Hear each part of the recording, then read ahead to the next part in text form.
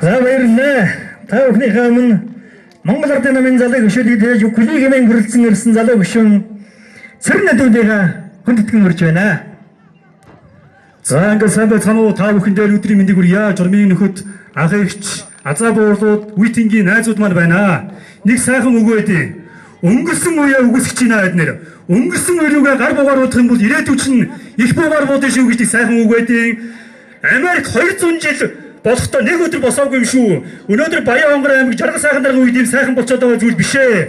Сая ахмадууд маань хэллээ. Үе үеийн засаг дарга удирдлагууд түүнийг дэмжиж ажиллаж байсан ард түмний бүтээн байгуулалт юм шүү гэдгийг би хэлхийг хүсэж байна.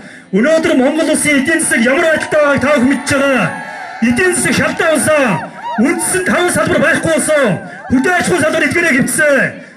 Зам барилга байхгүй болсон, уул уурхай байхгүй болсон, боловсрол соёл бүгд байхгүй болсон. Энэ бүхний хариуцлагыг ардын нам залруулах тийм түүхэн хариуцлагатай үе ирж байгаа гэдгийг би бас хэлхийг хүсэж байна. Ардсан нам засгаж чадахгүй байна, арчаагүй байна, муу харагдаж байна. Энийг та бүхэн гэрчлээ шүү. Баярлалаа.